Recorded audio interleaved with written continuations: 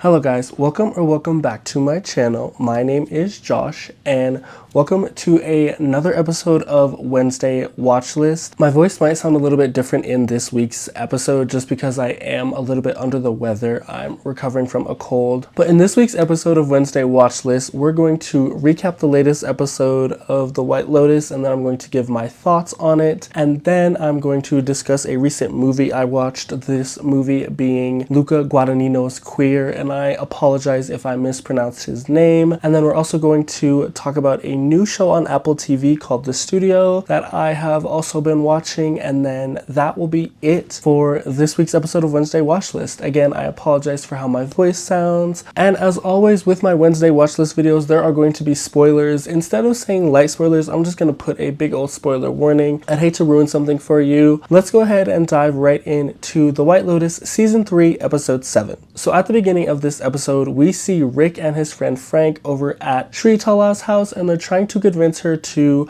star in this film that they're working on. Of course, we know that the entire point of them being at her house is because Rick is trying to get a one-on-one moment with Sritala's husband so he can, I guess, get even with him, if you will, because Sritala's husband is the man who killed Rick's father, and so he wants to sort of even the score between them because he blames this man for ruining his life because, again, he killed his father. So that is where this episode starts off. We then get a sort of voiceover from the monk that's at the Buddhist monastery that Piper and Lachlan were at last episode. He's giving sort of a monologue that is done in sort of like a voiceover fashion. He is talking about how every human being has the ability to kill, but that violence isn't necessarily something that we should all embrace and enact on because violence is inherently bad. We then see Saxon tell his mom who invited them to this dinner party that they're about to go to, and Saxon tells his mom that it's the boat people. Victoria does not like this at all. She's like, oh, I don't want to go with those people. She doesn't want to be around these people, but she's like, I've already got my makeup on. I'm already done up, so we might as well just go.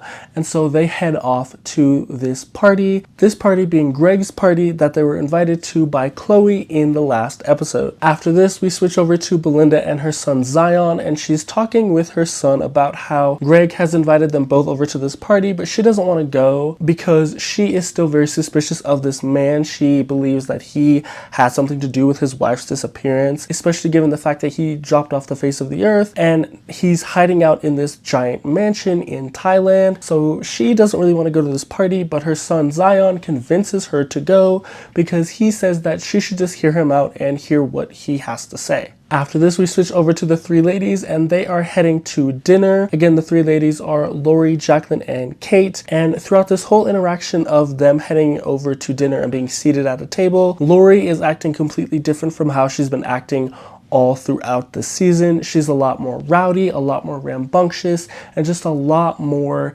carefree. And she is very obviously disturbed by what has happened in the last couple of episodes between Jacqueline and Hotel Boy, aka Valentine. Then we switch back over to Rick and Frank, and Rick convinces Sritala's husband, I forget his name, I apologize. He convinces her husband to have a one-on-one conversation with him. I believe he says that he wants to discuss business with him. And so these two go off to, I believe, the den to have this private one-on-one conversation. And the conversation starts off normally, but then we see Rick sort of turn his back to this man and move the gun from his inner breast pocket down to like his lower thigh area. I guess just because then it's easier for him to reach.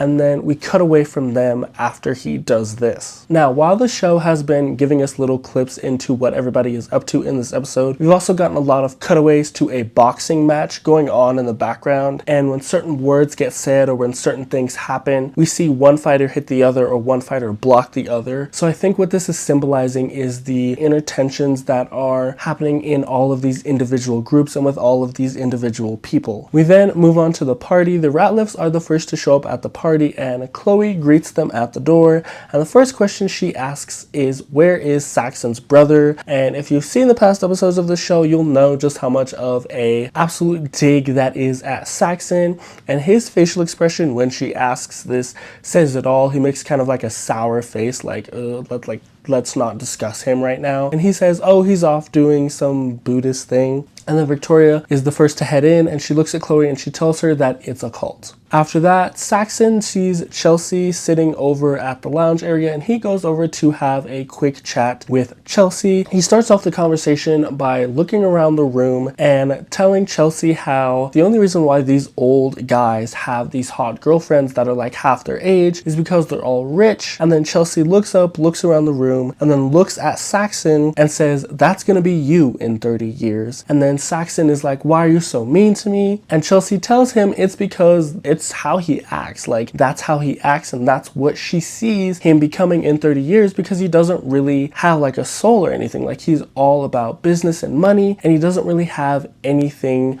below the surface. Saxon then alludes to Chelsea's relationship with Rick, and he kind of implies that the only reason why she's with him is because of his money. And Chelsea says that that's not actually the reason why she's with Rick. The reason why she's with Rick is because when they first met, Rick told Chelsea his life story, and she felt very bad for him. And so out of the kindness of her heart, she says that it's a yin and yang situation where Chelsea is sort of the good side of the relationship, and she's sort of the good energy in the relationship. But Rick is like the more negative energy. He's more down and sad, and again, more negative all the time. And that she sees the relationship as a constant battle between negativity and positivity, or good and evil, and that eventually one of them will win out. And so she is hoping and fighting that it's her that wins out, because she wants to heal Rick from all the pain that he's experienced in his life, and that she's not in it simply for the money. After this, we see Belinda and Zion show up to the party, and of course Belinda is still very hesitant about being at this party. The episode then switches over to Guy Talk and Mook. They're finally going on their date. During this date gets kind of rough during their dinner scene, because Guy Talk tells Mook that he actually doesn't like being violent and he doesn't like hurting other people, and Mook questions this and asks him even if like he's been done dirty by somebody else, and Guy Talk says still even then no, he doesn't like to sort of get revenge on people or get people back. He doesn't like to hurt other people even if they've already wronged him. That's just not how he wants to live his life. And this sort of turns Mook off from Guy Talk, because she says that she thought he was a lot more ambitious when she met him, and it just seems like she's just kind of turned off by this whole interaction, because it seems like she's wanting somebody who's a lot, I guess you could say, strong-headed than Guy Talk is. It just kind of sours the mood of the entire dinner. And so even though I feel bad for Guy Talk in this situation, I can see where Mook is coming from, and I can understand why she is turned off from Guy Talk after him telling her this, especially given in earlier episodes how Mook was very obviously into Shri Tala's bodyguards. I think that that is a clear sign that she wants somebody who is going to defend her and stand up for her. After this, we go back to the three ladies having dinner, and Fabian comes up to the three ladies and tells them that he's about to perform his song, and that he is excited but also nervous to do this because he's never done something like this before. And he asks Jacqueline for some words of advice or anything to deal with stage fright, and she just simply tells him, just go for it, you'll be great. She kind of just brushes it off. She doesn't really give him a good answer, and so he just sort of awkwardly walks away. And then we see an interaction between all three of the ladies. Now, Lori has been acting different all throughout this episode, of course, and so Lori says that she wants to go to this wrestling match, but Jacqueline and Kate say that they're both kind of tired and that they don't feel like going. And then the conversation goes back and forth, and then it blows up. The entire situation kind of blows up. Kate and Jacqueline sort of gang up on Lori and tell Lori that the reason why she is so miserable in her life is because she's always choosing the short stick, and she's always selling herself short and not really advocating for herself or going for what she can obviously attain. And again, Kate and Jacqueline kind of gang up on her in this situation. Kate backs up Lori's points, and she says, well, when you do start to see a pattern, you know, things do become evident. And Lori is obviously very taken aback and offended by this, because she immediately claps back at both Kate and Jacqueline. She immediately comes back onto Kate and says that Kate is always acting fake and always acting like her life is perfect when it really isn't. And then she looks at Jacqueline and says that Jacqueline is just plain outright vain and selfish. And then she tells the other ladies that she's gonna go to the wrestling match even if they don't want to go, and she gets up and walks off from the table. And then after this interaction with the ladies, and again Lori steaming off to go to the wrestling match, we switch back over to the party and we see an interaction between Greg and Belinda, where Greg is sort of asking Belinda to have a one-on-one conversation with him. She invites him into his house and Belinda's like, no, my son's here, he'll come looking for me. And Greg is like, well, it won't take but a minute, I think we should really have this conversation. And so Belinda begrudgingly agrees to have this one-on-one conversation with Greg. And in this conversation, Greg sort of explains to Belinda that he had nothing to do with his wife's disappearance and that he just wanted to simply retire in peace, and that's why he's hiding out in Thailand. And then he makes her an offer. He mentions that his wife, before she tragically passed away, mentioned that she would like to go into business with Belinda. And so Greg says that he would like to honor his wife's last wish and that he thinks it's only right of him to help Belinda go into business.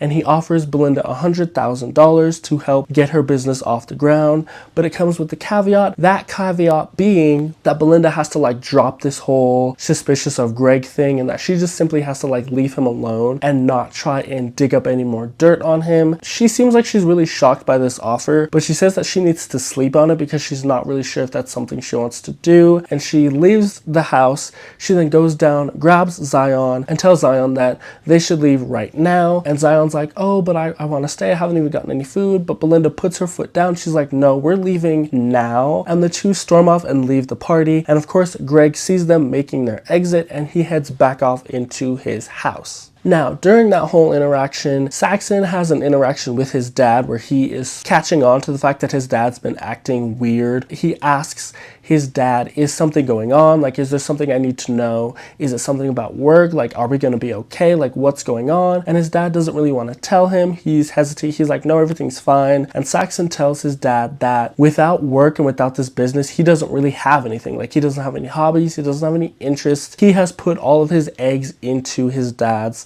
basket, and so if something is going on, he needs to know, because again, he doesn't really have anything outside of this job and outside of this work. And Timothy is of course not going to tell Saxon. He brushes it off. He says, no, everything's all right, you know, we're fine, everything's going to be fine. And Saxon is of course still not buying this fully, but that's where the conversation ends and we see Saxon go back out to the party. After this, we switch back over to Rick and Sritala's husband's one-on-one conversation, and we see Rick try to see if this guy remembers his dad at all. He says, do you remember this lady? He asks him questions about his mom and stuff like that. Like, do you remember these people? And Sritala's husband doesn't remember any of these people. And this sort of immediately takes Rick off because he's like, how can you not remember somebody that you had killed? And this is when he pulls the gun out and he threatens this man with this weapon. But then while he's doing this, he's very hesitant about this. He doesn't immediately pull the trigger. He steps around behind the desk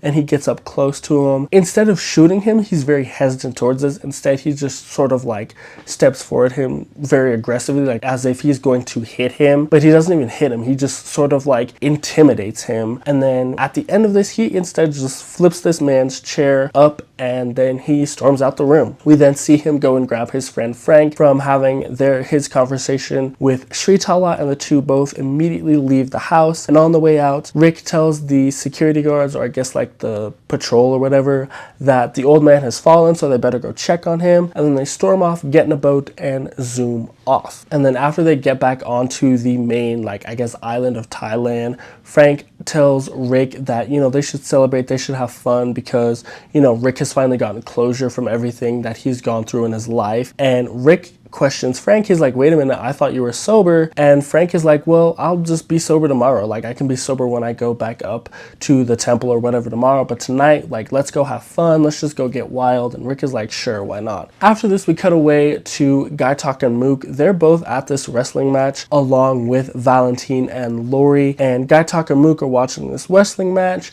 But then Mook notices one of the tattoos on one of Valentine's friends' arm is the same tattoo that the guy who robbed the hotel a couple episodes ago had. And so Guy Talk immediately puts two and two together and realizes that Valentine and his friends are the ones who robbed the hotel. And so he immediately catches on to this, and we see him sort of focus on this for a minute, and Mook, of course, is focused on the wrestling match, but she notices that Guy Talk is staring down at these guys, and she asks him, is he okay? And he says, yeah, it's fine, it's nothing, don't worry about it. So after the wrestling match, we see Lori and Valentine head over to Valentine's house, and they do end up getting together that night. I guess you could say during pillow talk, Valentine tells Lori that his mom is stuck in their home country and that she's dying and that he needs to get her out. And then he straight up asks her for like $10,000, and she's just taken aback by this immediately. She's like, whoa, I don't have that kind of money. He's like, well, you're rich. She's like, I'm not that rich. And he just is like constantly begging her. He's like, oh, do you have Cash App, Venmo, Zelle?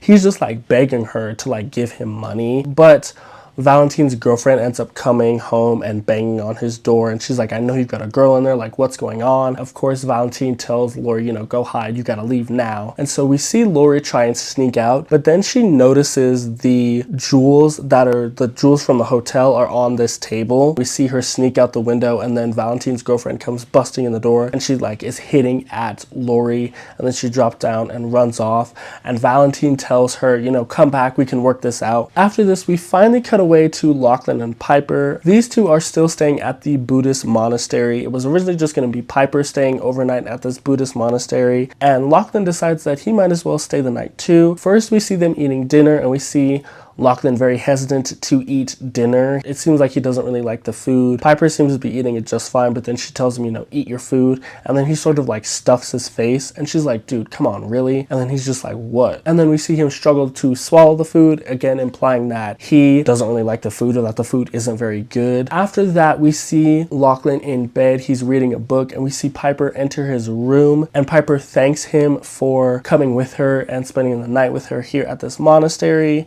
And then Lachlan tells Piper that he thinks he might also want to spend a whole year at this monastery. He thinks it's really interesting. He likes it here. Piper's immediate reaction to this is it's not very happy. Like, she doesn't seem very happy to hear this news. She's very taken aback by this. She's not at all happy to hear this news. And Lachlan's like, what, do you not want me to? And she's like, no, it's fine. But it's very obvious that Piper does not want Lachlan to also be here for an entire year with her. It's very obvious that Piper wanted this to be something that she did for her and by herself. And so this entire interaction gets soured by that. We then see Piper get up and head off to bed. And again, it's very obvious that she does not want Lachlan to come with her as she spends an entire year in this monastery. After this, we jump back to the party, and we see Chloe sit down to have a conversation with Saxon and Chelsea. She talks to Chelsea about how her and Greg have had a conversation about what Greg is really into, and so they sort of have a full-on conversation about that. Chloe reveals the fact that Greg is actually into this sort of thing, that he actually does want her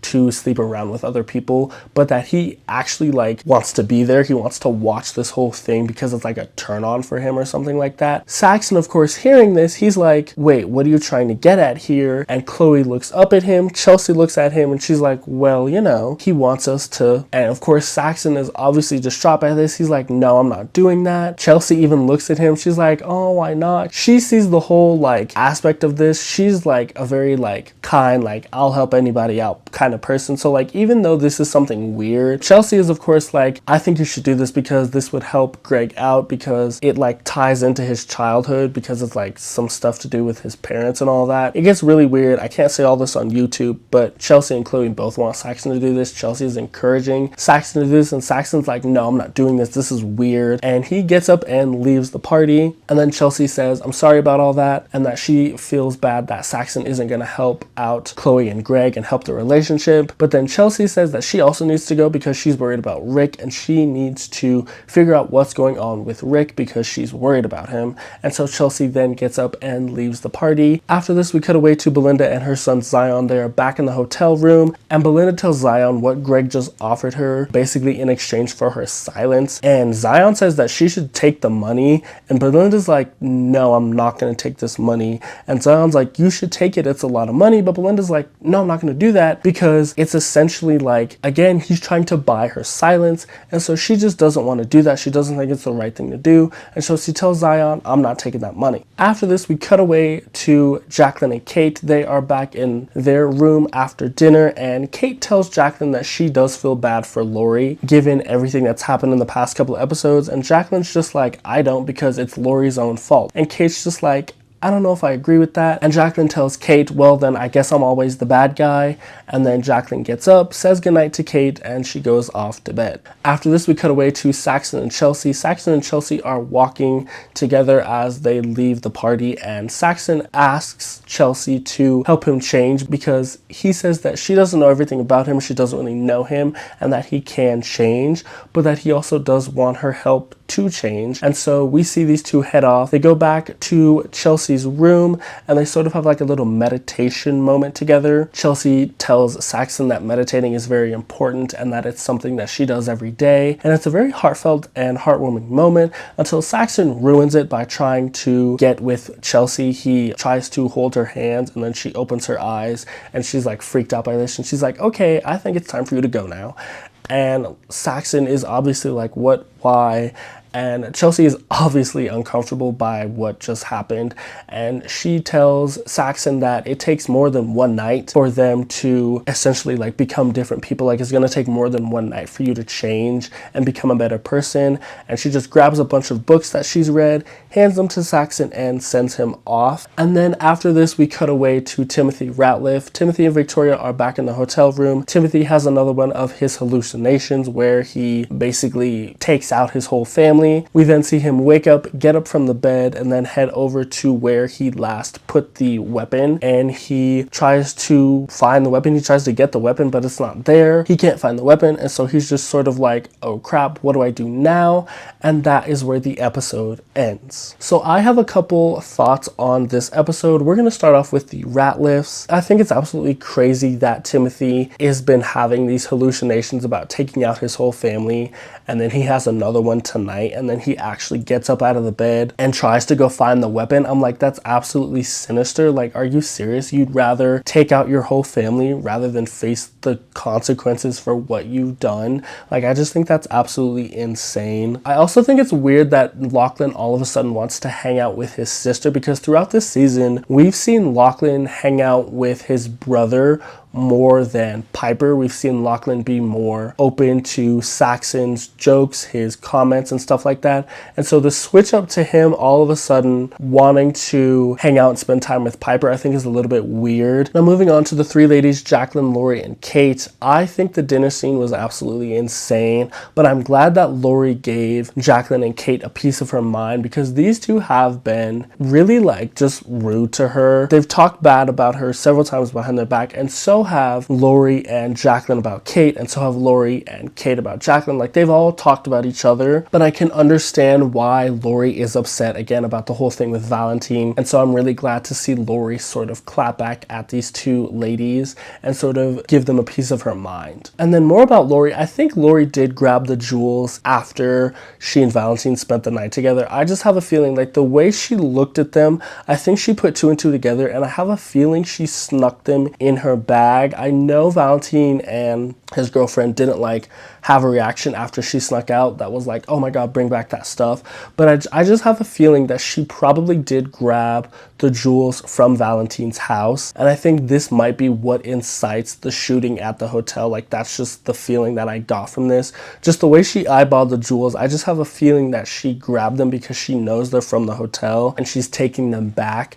And I think Valentine will obviously connect the dots and see that she's the one that took the jewels. And I feel like him and his friends are going to be the ones that shoot up at the hotel because she brings these jewels back, and because obviously she's going to tell the hotel, you know, he's the one who took them. And so I think that is what might cause the whole shooting at the hotel that we saw a preview of in the first episode. And then moving on to Belinda, I think it's absolutely insane that Greg only offered her $100,000 for her silence. I'm like, you need to put another zero on that. Like, if I was Belinda in that situation, I would be like, $100,000 in this economy, you better add another zero to that. Like, no, $100,000 is not enough to get a business off the ground. Like, you easily need $1 million or more. And so I'm like, $100,000, that's the most you can do. Like, that can't even buy you a house. How is she supposed to start a whole business with this? Like, no. And then the fact that her son is like, oh, you should take the money, it's a lot of money. No, it's not. Like, dude, what? Maybe the economy in the White Lotus is different from the one we're in, but I'm like, $100,000 is not a lot of money. Like, he needs to add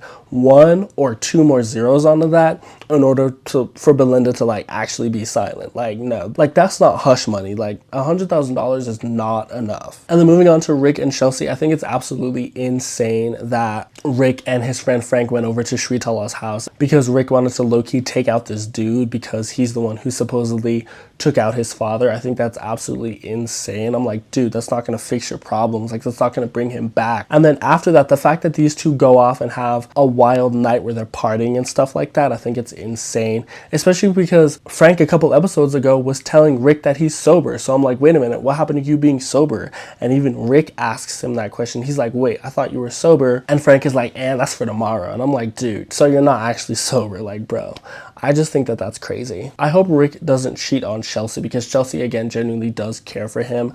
I don't think he will. In the episode, we see the ladies all dancing around Frank and Rick is just sort of over there, sort of zoned out, thinking about everything that just transpired. So I don't think we will see him cheat on Chelsea, but, you know, who knows? It is the White Lotus after all. And then moving on to Guy Talk and Mook, I felt a little bit bad for Guy Talk in their whole date, but I understand where Mook is coming from, so I don't really feel that bad. But I feel like Guy Talk might try and get revenge on Valentine and his friends for what they've done to him in order to sort of prove to Mook that he's not like weak and that he is actually ambitious and he can be strong when he needs to be. And I feel like this might also be the other thing that causes the shooting at the hotel is Guy Talk confronting Valentine and his friends about them stealing and beating him up, and that this is what causes the shooting. Like, things just spiral, a weapon gets pulled out and they start shooting up the hotel. I think that might also be what causes this, but again, we don't know. We'll have to wait for the next episode to find out exactly what is going to go down. But all I can say is I'm really looking forward to this next episode, and that is going to conclude my recap and thoughts on the latest episode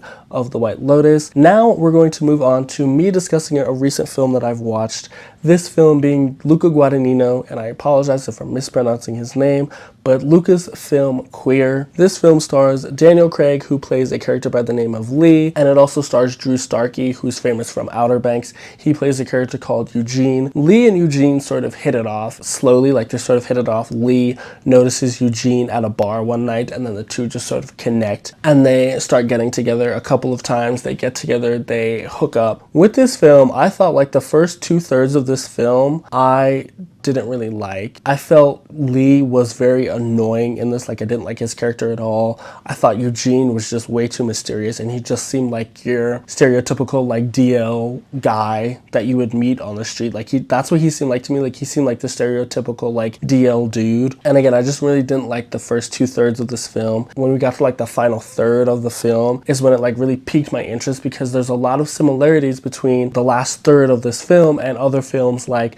2001: A Space Odyssey and Stanley Kubrick. Like, I get a lot of those vibes from the final third act of this movie, so that part piqued my interest. The ending is really weird of this movie. I'm not going to spoil what happens in this movie, because if you haven't seen it, go check it out if you're interested. But me personally, I did not really like this movie. Me as a gay person, like, I watch a lot of gay media. Like, that's just part of being gay. So I've seen a lot of like gay and queer films. Like, I literally, in my notes for this, I literally wrote down a whole list of gay and queer films that I've seen, just so you guys have like a reference of how many of these movies I've seen. Let's just go over them real quick. I've seen Moonlight, The Way He Looks, Summer of '85, Call Me By Your Name, Firebird, Dream Boy, Brokeback Mountain, Love, Simon, Red, White, and Royal Blue, Boys, God's Own Country, The Falls 1, 2, and 3, Rustin, Kill Your Darlings, Free Fall, Handsome Devils, Closet Monster, Being 17, Banana Fish, The Stranger by the Beach, and Yuri on Ice. But again, I've seen a lot of LGBTQ movies. That's just, again, it's just something that I innately watch because I am gay. This movie in particular, I drew a lot of symbols out of this movie. Like I feel like certain shots in this movie, one shot in particular, and this isn't a spoiler, but the shot being a snake eating its own tail and it sheds a tear, I felt like that was a symbol for like how life is constantly like repeating the same cycle, like it's always continuing and ending and continuing and ending. And I feel like the tear was sort of symbolic of Lee's, I guess, like sadness in his life, I guess you could say. But overall, I just did not like this movie, and that's weird because I've seen Call Me By Your Name and I like that movie, but this movie I just did not like. And it's not because of the performances or anything. It is, I feel like everybody does a good job. I feel like the cinematography is good. I don't know, I just didn't like this movie. And it's not because it doesn't have a happy ending either. Like half the movies I just listed don't have a happy ending. Like Banana Fish doesn't have a happy ending, Brokeback Mountain doesn't have a happy ending. Like a lot of these movies don't have happy endings, and I don't think that's a bad thing. I just didn't think it was a good movie. I was just like, okay, yeah, no. So I'm really glad that I didn't see this in the theaters, because I think I probably would have been very upset seeing this in the theaters, because again, I just did not like this movie. Yeah, I don't know. I still have to watch Challengers, but I've heard good things about Challengers, and I've seen a couple of shots from Challengers that look really good. So I'm pretty sure I'll like Challengers. But this movie, I thought the story was meh, but like again, the third act, like it just kind of twists the whole story in a different direction. And I'm like, I feel like this could be two separate movies almost. If I'm gonna rate it, I'm gonna be honest, I'm gonna give this movie like a D. I'm sorry, I did not like this movie. Like, again, nothing against Luca Guadagnino or Daniel Craig or Drew Starkey or anybody who's in this movie. For me personally, I just did not enjoy this movie. And then last but not least, a new show on Apple TV. This show is called The Studio. This show is about a production company in Hollywood. It's sort of like a behind the scenes look into like what goes on in Hollywood and like how movies and shows get made and like what it's like to work for one of these companies and be like a studio head. I like things that show you behind the scenes of Hollywood and like what goes on behind the scenes and like what it's like to work on set and like what it's like to work for studios and stuff like that. Like I really like stuff like that, simply because again, I like movies, but I also like the behind the scenes stuff of movies. I like seeing where movies are shot. I like seeing how they're edited. I like seeing how production companies and studio executives and actors and all that, I like seeing how all of that works. I think it's very intriguing and I think it's very interesting. So I really like this show. This show is a comedy show. It's really funny. If you haven't seen it, go check it out. It's got a stacked cast. You've got Seth Rogen, Chase Sui Wonders, I apologize if I mispronounced her name, Catherine Hahn, Ike Barinholtz, Bryan Cranston, Catherine O'Hara, and more. We're only 2 episodes in, and I'm pretty sure more very well-known actors are going to be in this. But I really like this show. I think it's funny. I think it's interesting. And if you have not seen this show and you're looking for something, or if you're into like the behind-the-scenes aspect of Hollywood, or you're looking for a good comedy show, definitely go check out The Studio on Apple TV. But that is going to be it for this week's episode of Wednesday Watchlist. I again apologize for my voice. Hopefully I'll be feeling better next week, but I just want to give you all a big thank you for watching this video. Please don't forget to like, comment, share, and subscribe, and I will see you guys all in the next video. Bye!